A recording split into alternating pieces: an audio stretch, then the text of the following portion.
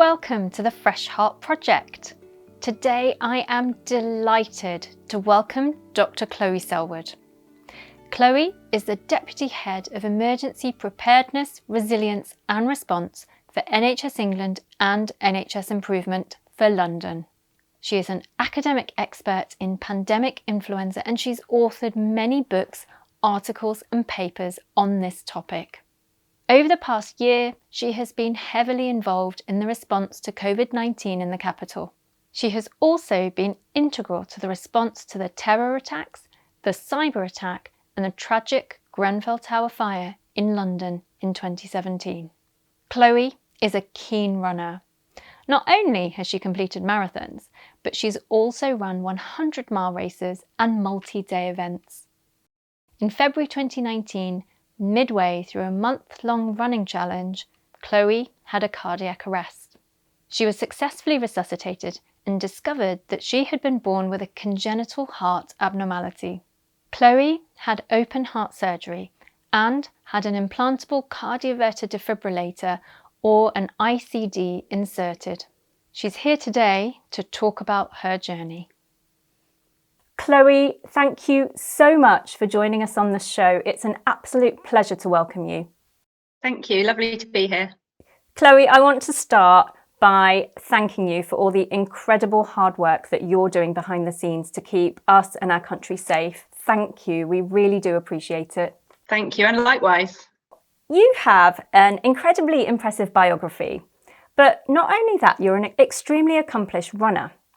Can you take us back to pre-2019? What was life like for you at that point? Oh, that's a great question. So I was having a pretty good work-life balance, I would say. Work hard, play hard. Love my job, love what the work I do in London, working with the NHS and other partners. But equally was loving running so much. And during 2017 and 2018, I'd done some pretty amazing running challenges, some organised events, so some 50-mile and 100-mile events. But we'd also run, me and my husband had run the Camino de Santiago in Spain, so 500 miles along the top of northern Spain, which we just did ourselves for a holiday. So yeah, life was, I guess, normal, if you can call 500-mile runs normal. And Chloe, it was February 2019, wasn't it, that you started the very unfortunately titled Run Till You Drop challenge. What did that involve? So Run Till You Drop is a Facebook community group. It runs every February. And on the 1st of February, you run 1 mile or 1 kilometre. On the 2nd, you run 2 miles or 2 kilometres, all the way up to the end of the month when you're doing 25, 26, 27, 28 on sequential days. And it's a really supportive community, people all over the world sharing their experiences. I do kilometres rather than miles. But yeah, I'd done it the previous year and really enjoyed it, and so thought I'd try again in 2019. So it was midway through that your life changed. Can you remember the actual day of the arrest? How are you feeling getting up that morning, getting ready for your challenge, getting ready for the day? So yeah, it kind of happened over a few days leading up to the arrest. So on the day of the 19th, I'd done my run in the morning, had a day off, met a friend, and I just collapsed, had what I thought was a faint whilst we were shopping. Didn't really think anything of it, assumed I was just tired from running. Did my 20 kilometres on the 20th. On the 21st, I did 10 kilometres in the morning, intending to do the 11 going home. And went for lunch with some friends and again had another collapse. And because I work for NHS England with a lot of variously qualified medics and nurses, one of them saw me and dispatched me pretty quickly to St Thomas's, which was just round the corner from the office. And they chose to admit me overnight for observations, which meant that really luckily when I had my arrest the next morning, I was in exactly the right place to do it. Chloe, when I speak to patients who've had cardiac arrests, Often the actual event itself is quite hazy, and the memory of it is quite distant or not very strong. Do you remember that event at all? Do you remember what happened? So I remember my husband had come in to see me in the morning, and he was sitting next to the bed, and I was sitting up talking with him, and I said, "Ooh, I think I'm going to because I felt like I was going to faint again." And I remember, I think, falling backwards and hitting the bed. He says everyone was running towards me as I was falling. And the next thing I remember is a nurse holding my hand and my chest really hurting. And so that was probably about half an hour, I understand, between hitting the bed and waking up. And then they brought him back in, and slowly I understood what had happened.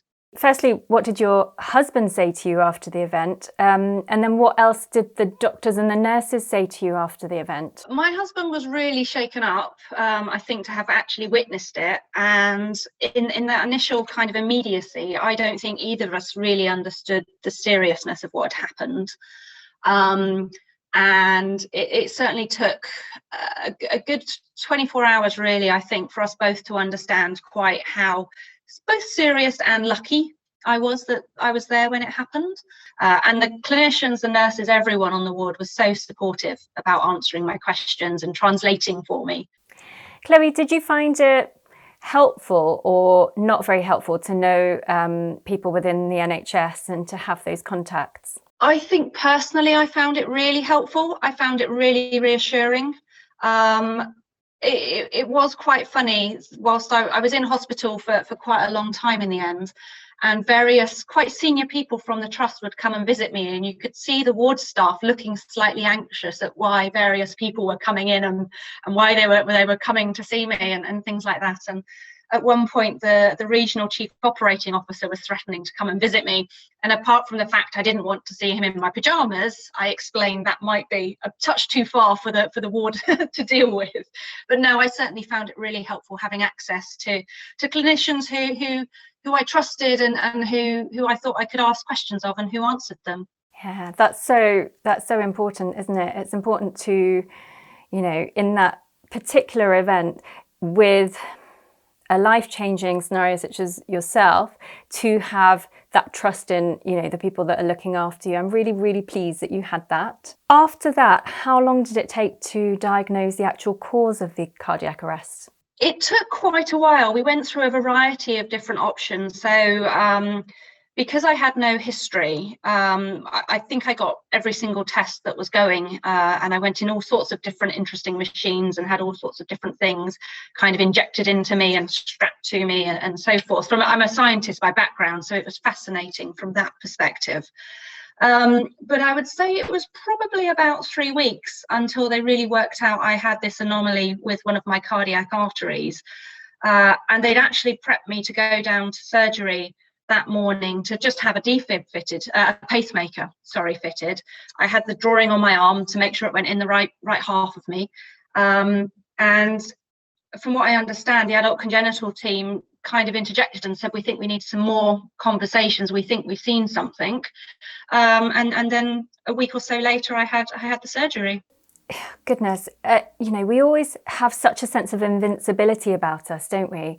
And you've done such incredible things. I mean, running the Camino de Santiago, doing that 500-mile stretch alongside marathons and multi-day events. How did you navigate the process of finding out that you've done all those incredible things and you've done them with having this congenital heart defect? So I made quite an early decision when I was admitted and realised I was in for quite a long time to accept it. I think there was nothing I could have changed diet-wise or health-wise or activity-wise that would have prevented this event occurring, because it was genetic. It was a major plumbing defect. And the fact that I was so fit, I had done all of this running, meant that it hadn't happened sooner. And I think as well, being scientifically trained, it helped me, again, frame questions and want to understand it. So it wasn't that I dissociated from myself, but I took it as a real learning opportunity. And I'd never really been in hospital before or had any kind of interventions before. And so being a patient in itself was fascinating. So I think I just took a decision quite early on to try and be positive about it and learn from it, and just take what I could. And also I wanted to be someone people wanted to come and visit. So I didn't want to be didn't want to be negative, I guess. It's amazing that you had such a positive outlook firstly, but also you had that scientific mindset as well that almost, allowed you to take a bit more of a scientific approach, and not so much of a, oh gosh, what's happened? Is it my fault approach, which can be quite natural at those sorts of points. Now, for listeners who are wondering what an anomalous coronary artery is, the heart has two main blood vessels or arteries that supply the muscle of the heart, the left and the right. The left then branches off into two other main branches, and they have typical origins and they have typical courses or pathways. And if those origins are different or if those pathways are different, then they're called anomalous coronary arteries. And some routes or origins are more problematic, and they can sadly lead to experiences such as Chloe's, but treatment is really individualised for each patient. And Chloe, you went from enjoying your running, loving work, to needing open heart surgery. It must have taken you completely by surprise. What was going through your mind? So it was a huge surprise, because after the arrest happened, all of the time I was in hospital leading up to the surgery, I felt fine and I was itching to be allowed to go home. I very naughtily had my work laptop brought in so I could do some emails from my bed. And it did take a while to kind of tie the two together. And I do remember having conversations with various clinicians, nurses, consultants, and just saying, so when can I run again? When can I get out? Because I've got events coming up this summer that I need to participate in. And I remember one of them just looking at me going, you're never going to even do 5K again, let alone a marathon. And I was just like, no, that's not happening. We need to think about this. And so because I'd started from a level of fitness, I was convinced, obsessed, determined to get back to as close as I could to that, I guess. That must have been really difficult to hear, that your passion, your running, you may not get back to. Did you prepare yourself mentally for that eventuality if it were to occur, or was your mindset that, no, I am going to get back to it? It was a bit of both, I think. So I accepted that the clinicians knew more than I did about my condition, and so I was very happy to listen to them, but I wanted to be part of the discussion, and I wanted it to be about me as well as about my condition and about the life that I wanted to have afterwards. And so whilst I absolutely bucked that I would do more than 5K, I would absolutely do longer distances, I'm very happy that I'm a middle to back of pack runner anyway. And so I'm never going to win. I'm very comfortable with that. And so I'd accepted that maybe I wouldn't get back to 100 milers, but I'd get back to marathons. Or maybe I wouldn't get back to doing 50 miles in one go, but I could do 50 miles over a couple of days or something. So that was the balance I made with myself.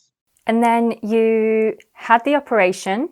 And then after that, you then had an implantable cardioverter defibrillator, or an ICD, implanted. And for listeners, an ICD is a small device and it monitors the heart for abnormal, dangerous heart rhythms. And if it detects them, then it can deliver a shock. And the goal is to prevent sudden cardiac death. And Chloe, you had a subcutaneous one fitted, didn't you? Which doesn't involve any wires in the heart. It sits outside the heart, just within the chest wall. In my experience, people who have ICDs or have been advised to have ICDs have very different outlooks and experiences, and no one is right or wrong. They're just very different. And some people don't want one. Others feel like it's a bit of an insurance policy. What has been your experience of needing an ICD and then of actually then living with an ICD? It's a great question. I I initially did not want one at all. I wanted to believe that the surgery would fix it, and that correcting my arteries was it done. But I had a number of conversations with a multidisciplinary team, and because I wanted to get back to doing distance running, ideally trail running in the countryside, not in a city, recognised actually to have the life that I wanted, this was going to be part of it. And my husband was part of those conversations as well. He runs, we run together, and I felt I had to listen to his views as well, and wanted to make sure he was comfortable doing what we do together and being able to do those long runs. And so it was a jointly reached decision, I think. I mean, myself, my husband, and with the multidisciplinary team. And what has living with the ICD been like since then? Have you had any issues, or is it fairly comfortable? What's it like? So most of the time I completely forget it's there. It's just under the side, on the left hand side. It does stick out a little bit, but it doesn't hurt. It hasn't had to fire or do anything, which is brilliant. It downloads into its box once a week and sends it off to the hospital, and they can look at the data, and they're very happy with it. I sometimes put folders underneath my arm because I forget it's there, and then I remember it's there. I'll roll over onto it when I'm asleep or sitting on the sofa or something. It doesn't hurt. It's just like if there was a book or a phone or something, I guess. So yeah, it's minimally impactful. Just need to be aware that it's there, and not put like a phone particularly near it or anything that might interfere with it. Chloe, you wrote a brilliant article in the British Medical Journal about your experience, and actually that's what prompted me to get you on the show. You said your biggest concern throughout was being able to return to running. What was your physical recovery like? So I had about 6.5 weeks in hospital, I think, from the admission, had the arrest, then had the open heart surgery. A couple of weeks later, I had the ICD fitted, and that was probably the least active period of my whole life. I wasn't allowed to leave the ward most of the time because I was wired up and they were monitoring me. And during my kind of time in hospital, I set an alarm on my phone, so every hour I get up, I walk the length of the ward and come back again, just to have some mobility. Then when I got home, the first morning, I was really excited, and it's like, oh, we can walk down to the cafe, I can have a coffee, it'll be lovely.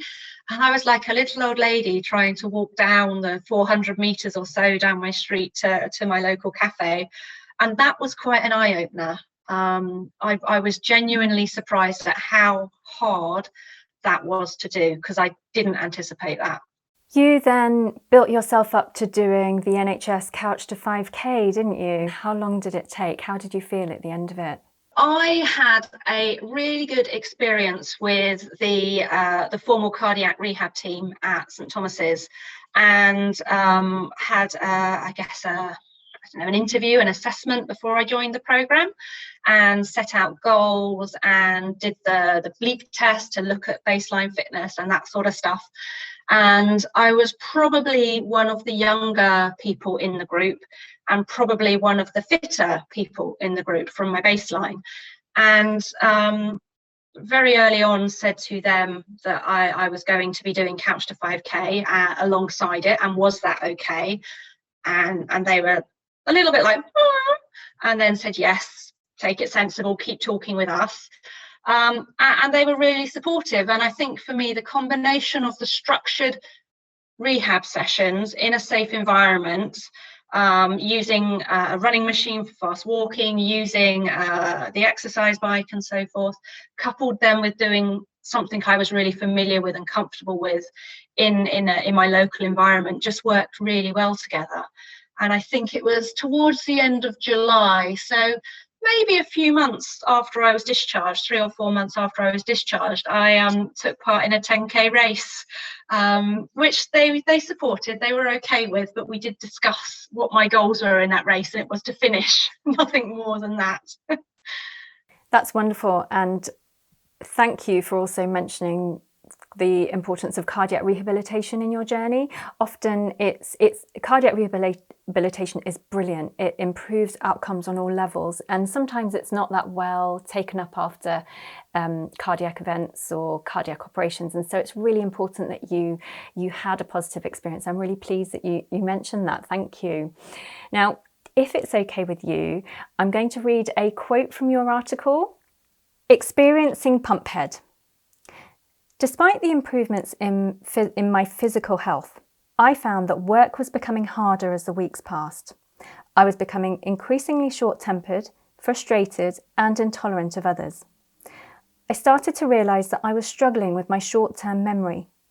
I would have a conversation with someone, often forgetting who I had spoken to about a topic or what I had said to a particular individual. I didn't recall this being discussed as a side effect of my cardiac arrest, so I started to worry. Now, I would like to say that reading this was a real practice-changing moment for me, because for one thing, I had never heard of the term pump head. And secondly, I realised that I see a lot of patients on my ward rounds who are waiting for surgery, and I do address the physical aspect of it, but I don't always address the emotional recovery. And I want to really thank you for writing this, because for me it became crystal clear how important that is. And at that point, when you were having those experiences, what steps did you take to then understand what was going on? It was interesting because I was so focused on getting my physical fitness back, and hadn't really thought there might be any other kind of side effects or anything I would need to work with or kind of re-skill my brain and my thinking. And I did a structured return to work during July and August, phased return, and then returns kind of full time. And I was just struggling with things and just getting really short-tempered with myself, with other people, and silly things. I kept muddling up strawberries and tomatoes, which is just, it's really funny, but also really frustrating because I would just keep doing it. And I joined a Facebook community called Cardiac Athletes quite soon after I'd left hospital. Another very long distance runner friend of mine, I'd shared my recent experiences on Facebook, and she direct messaged me and just said, oh, she had a condition, which I had no idea about, why would I? And she'd recommended this group, which I joined. And Cardiac Athletes is an incredibly supportive group. It's a mixture of clinicians all around the world, people like myself who've had various issues, and it's just really, really supportive. And so I put in a question about, oh, this is all happening to me, I don't understand it, anyone else? And loads of people just came back and shared their experience of having had similar kind of cognitive issues and challenges with remembering things. And I just then did a little bit more research and found out that this thing called pump head exists, and it's not unusual, and it's recoverable. So yeah, massively reassured after doing a bit of research. I find that fascinating, and it really highlights how social media, when used well, can be so powerful, because we hear so much about the negative aspects of social media and how it can affect your mental health. But for you, it's been a really positive experience. How important has that Facebook group and social media been in your recovery? I would say Cardiac Athletes as a group is, I don't know that I would have done it without them, to be honest. There's such a positive, welcoming, supportive community. The mix of clinical expertise, lived experiences from all over the world, largely Western, I would say, but everywhere. Completely different sorts of cardiac journeys, people of different ages in different stages. It's just such a supportive group, and I really, really value having found it, and I can now comment back on other people with my experience and share my journey and help others. And you kind of, in the way of social media, build relationships with these people you've never met but can support them. And yeah, it's just such a great group. So for me, it's one of the nicest places within the social media environment, I think. Did you have any other support mechanisms, obviously from your husband, your family? What other support mechanisms helped you around that time? Absolutely, my husband and my family were amazing. When I was in hospital, my husband would come and visit me every day. He'd run to the hospital and see me in the morning and then run on to work. My colleagues from work as well worked out a little rota, so the office isn't far from the hospital. So one of them would always come and see me as well. So had some really great support there from friends, and just the running community actually. The UK 100-mile, 50-mile community is not that massive, so a lot of us are in the same kind of, again, Facebook groups, and just seeing what's going on and commenting on other people and just staying involved, I think really helped. And local coffee shops, being able to go for a coffee. Hopefully we can get back to that soon, fingers crossed. Chloe, if you could go back to just after the arrest and before the operation, what advice would you give yourself? That's a really, really good question, and I've not thought about that. I think just to be comfortable and confident it's going to be okay. Accept that you're in the right place with the right people. They have got your best interests at heart. They might not understand the running thing, but the rest of it's all okay. And as a completely selfish aside, as a doctor, what advice would you have wanted to hear from me, in addition to everything that you had already received? I think it would have been about the kind of the emotional and cognitive, the potential for those challenges. It just completely came out of left field, and I was not expecting it. If we did talk about it in hospital, it got lost in everything else that we spoke about, and with the focus on physical recovery, which is absolutely right. So I think maybe that, but yeah, just answer the questions that your patients ask you, and if they don't get it first time, try and help them to understand whatever it is that they're asking. With a scientific background, I could kind of work out how to frame the questions, but I think a lot of people don't have that background to be able to work out what it is they're trying to ask. Thank you. That's incredibly helpful, and certainly it's something that I will be taking forward into my practice. And as you were beginning to recover from the surgery, the arrest and the ICD, what do you now wish you had known then that you know now? I guess it's that my life is completely different, but not different at all. So I've had this quite significant surgery. I've got this device inside me. But I can still do really long runs. I'm still back of the pack, so it hasn't made me faster, despite what my nephews were hoping. And I can still do what I want to do, albeit maybe a bit slower. I did a 100-mile challenge over a week in the summer with one of the running groups, and that was wonderful to be able to do that. So maybe I will get back to 100-mile events at some point. From my perspective, making an early decision to be positive really worked for me. Making a decision to ask questions and to be part of the decisions about me and to drive my own outcomes. That's amazing, Chloe. It really is. It truly is amazing. And I want to ask, if it may not have done, but has this experience changed your outlook on life? I think it has, in a couple of ways. So I think I am probably kinder to myself than I was before. I'm a bit of a hurry up, complete a finisher type person. And I think recognizing the cognitive challenges that I had and still have to some degree, I am kinder to myself now. And I think that's translated to being kinder and more understanding of other people as well. And yeah, accepted I'm never going to win a 100-mile race unless I'm the only person in it. Chloe, what does the future hold for you now? What are you excited about? Oh gosh, so much. I'm excited about the coffee shop opening again at some point.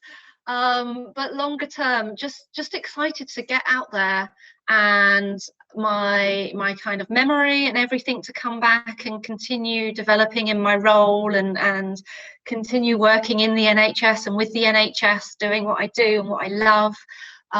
Really excited though to just, as the weather's getting better, to get out there and get running on some beautiful trails in beautiful parts of the country, and hopefully maybe go and run in Spain again at some point. Who knows? Oh, Chloe, thank you so much. You are an inspiration. From the bottom of my heart, I want to thank you for coming on the show and being so generous with your story. Thank you. You're welcome. Thank you. Thank you so much for joining us. We're incredibly grateful to Chloe for being so generous with her story.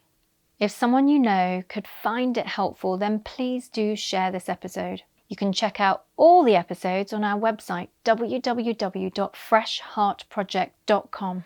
We would be really grateful if you could comment, subscribe, and give this a 5-star rating. This helps us get the Fresh Heart message to more people. The content of this episode is not a substitute for medical advice from your healthcare professional.